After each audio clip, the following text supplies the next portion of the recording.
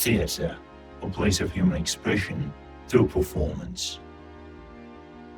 There is one who writes it in a standard language and one who orchestrates the ones who perform it. One who writes it in a standard language and one who orchestrates the ones who perform it. One who writes in a not-so-standard language and one who orchestrates the ones who perform it. With the invention of film, the art of movement changed forever. The ability to record and manipulate the footage, to have the permanent, definitive movement, was a welcome change. One could only guess, what else could technology do for the art of movement?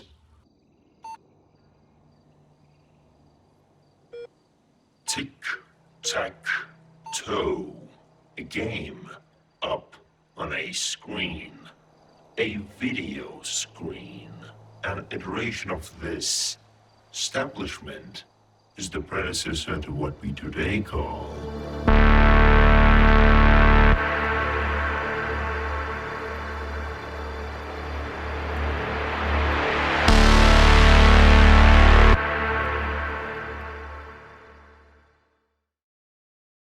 This is Asteroids. It's not the first video game to not be a game, but it was one of the earlier ones. It's a one-man tale, an odyssey, if you will. It's quite simple. It lacks color, direction, music, and a lot of other stuff. We can't summarize this video game's narrative in one sentence, because its whole narrative is one sentence. But there is an actor, a choreographer, and a movement director. Coincidentally, they are all the same person. It was clear from the very beginning that a video game couldn't be a complete piece without the one who performs it. But how do you collaborate with one of, if not the most vital participant of your play, when you can't even see them? Well, as it turns out, this question has more than one answer.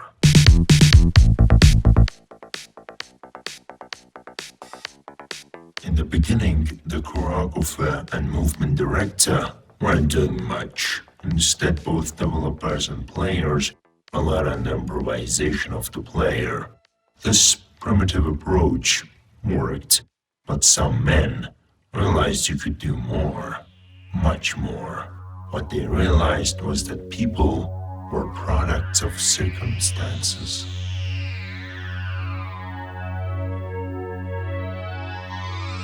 On the surface, Pac-Man is a normal arcade video game. You hit the dots until the ghosts get you, then you get back on the line. But after a while, people realized you could do more, much more. You could wait, you could fight, you could hide. Some people could strategize, and some people could even choreograph. And as it turns out, people choreograph in different ways, so different that in fact there are cultures for certain styles like speedrunning and long running. And in the special case of Pac-Man, the perfect game community.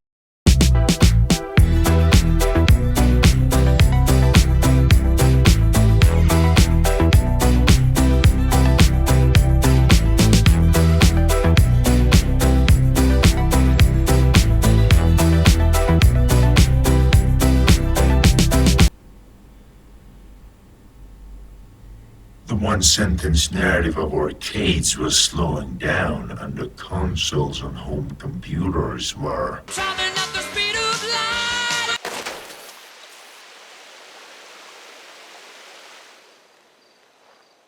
Stay safe.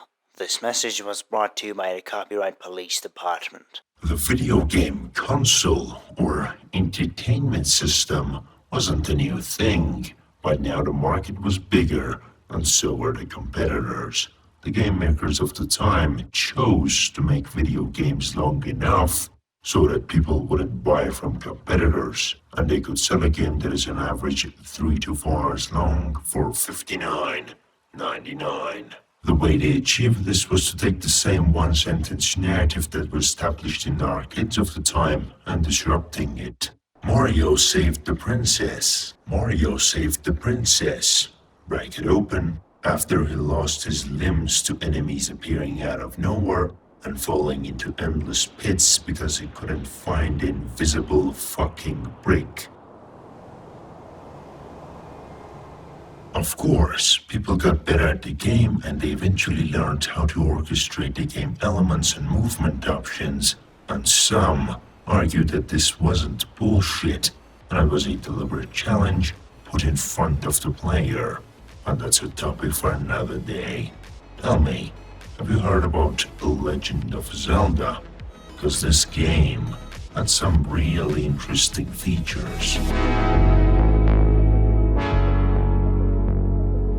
The concept of saving is weird. It concerns so many different elements of a play that discussing it needs its own video.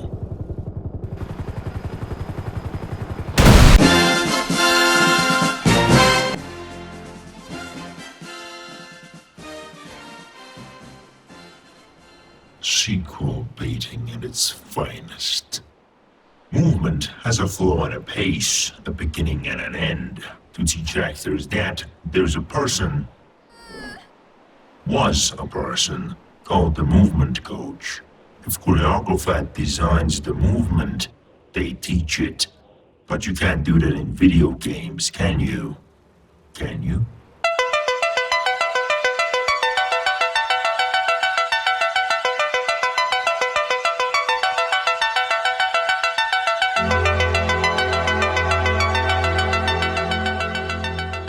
To allow a person to save whenever they want. After all, they are the final author of the video game. They know when to suspend and when not to suspend their disbelief.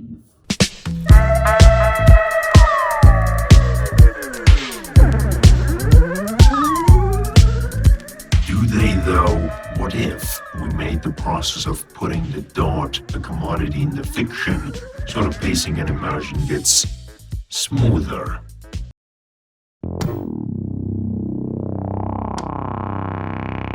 Those are good ideas, but a little too extreme. What if it is an inward placer item, but we have a mutual understanding and authority over the save points?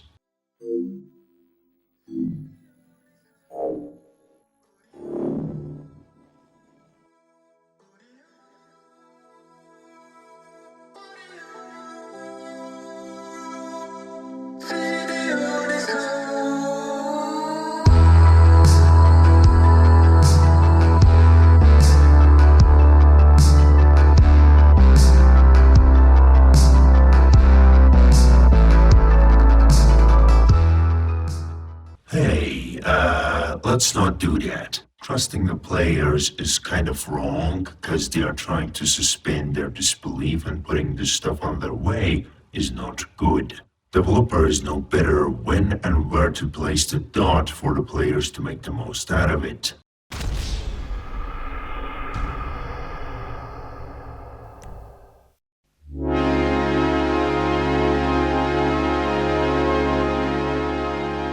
Each saving method has its own ups and downs, but all of them surround one question: how much authority you want to give the player, how many roles you want to give them, editor, choreographer, director, writer, maybe even the cameraman.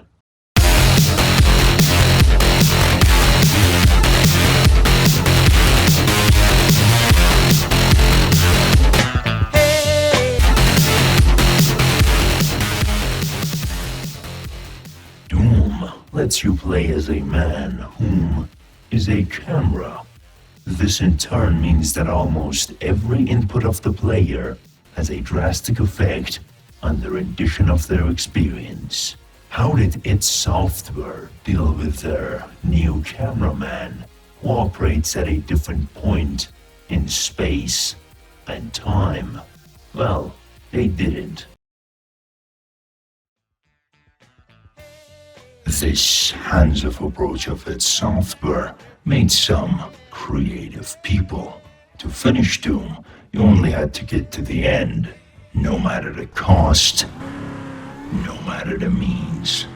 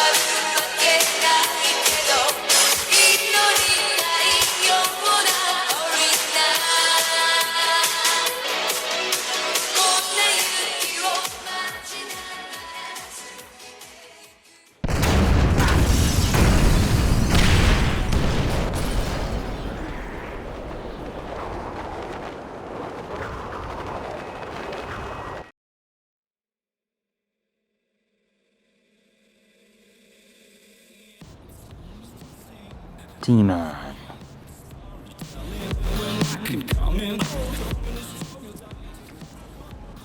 May I ask, what are you doing here?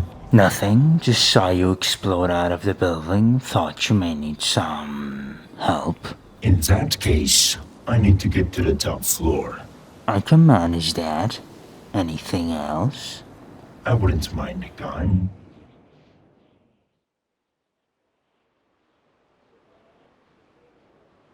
On the other side of the coin, this hands-off approach of its software made some iterated people.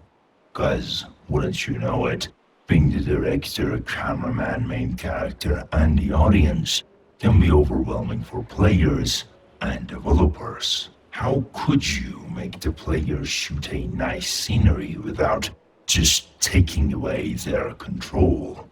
Well, for a while, there wasn't an answer. But as you know, things change. No vampires remain in Romania.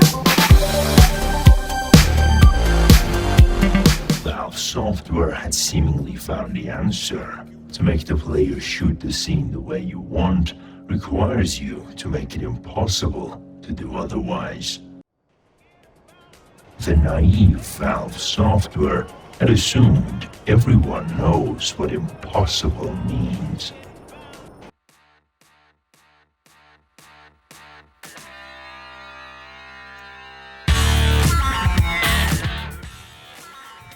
In case you're confused, here's a summary. This is a scene in Half-Life, and while Valve Software wanted you to witness this scene in all of its 1998 glory, speedrunners found themselves void of any fucks to give. So they came up with this, a frame-perfect, pixel-perfect object boost towards the upper wall, to then surf on that wall, to hit the level switch trigger, to then land on the edge of the window. Speedrunners come up with clusterfuck strategies on a regular basis to bypass the elements of a game that slow them down. On a broad scale, this is a conflict of player and developer, a clash of intuitive creativity and orderly discipline.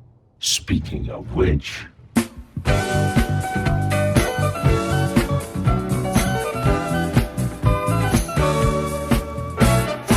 Grand Theft Auto gives players a choice.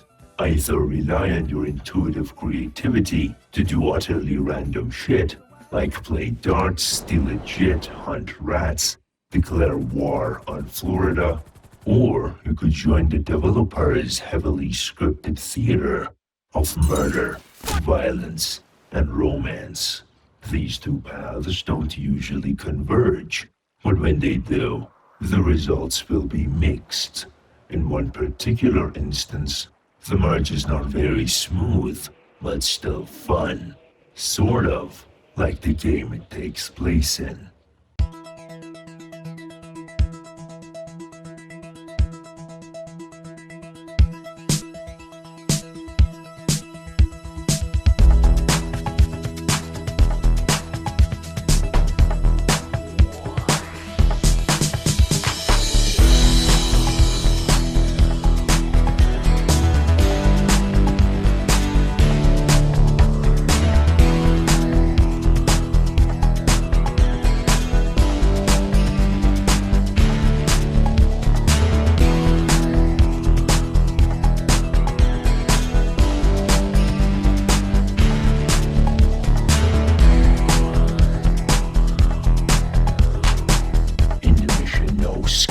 You are tasked with breaking someone out of jail. You're presented with two options. One is to use all of the arsenal you've gathered to violently get in and violently get out. And the second option is to disguise yourself as a police officer. The former will lead to infinite cops spawning and eventually killing you, and the latter does not. While the first half of No Escape is a janky and mundane mission, the second half is a complete 180. Now you have to use all of your knowledge and skill to run away as fast as you can in a deadly dance with the police.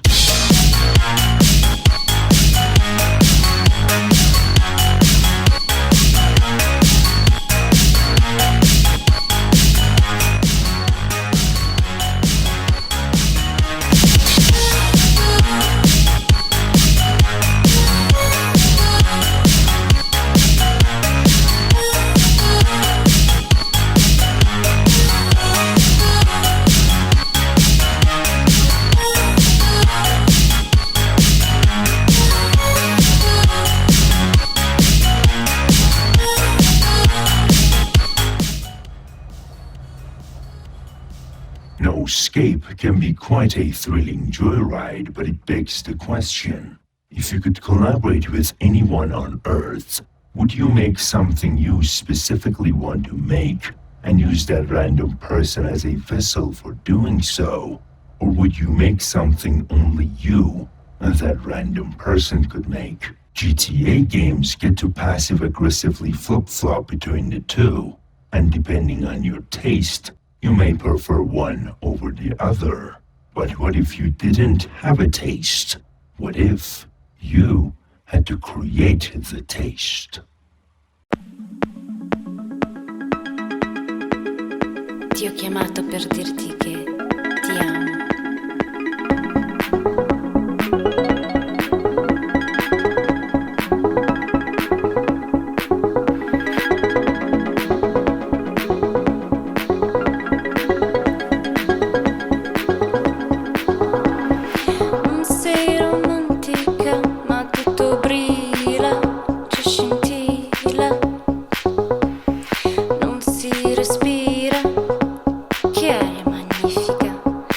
Cosa fantastica, la telefonata, sono innamorata, malata per te,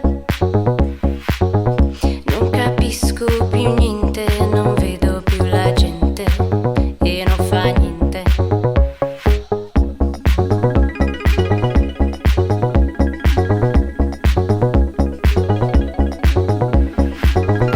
E le stelle sono sempre più belle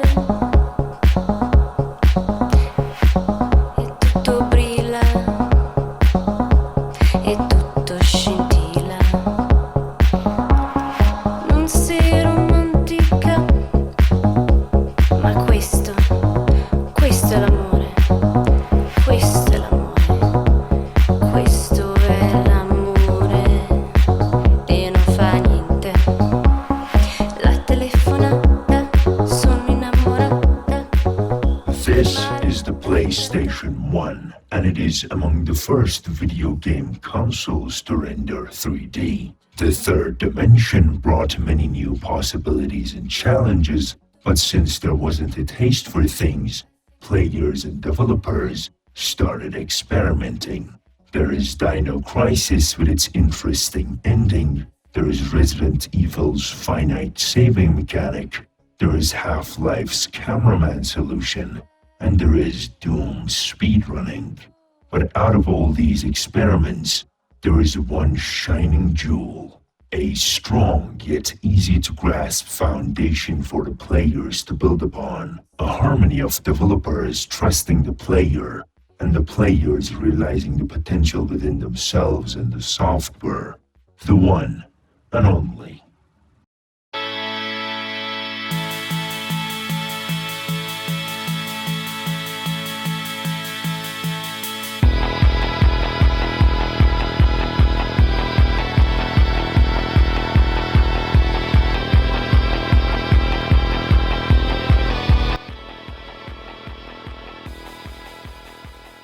Super Mario 64 is the culmination of everything we discussed, and it entails the answer to our first question. How do you deal with a vital participant of your play when you can't even see them?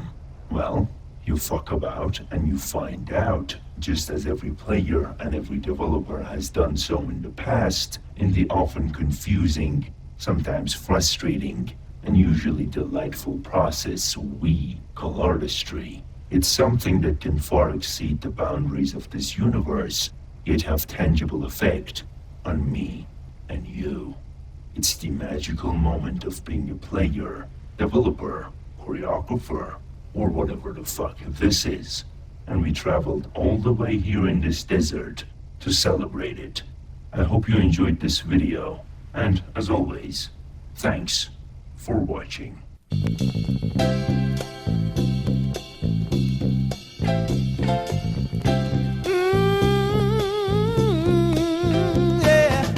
Every day goes by, we're reaching higher and higher.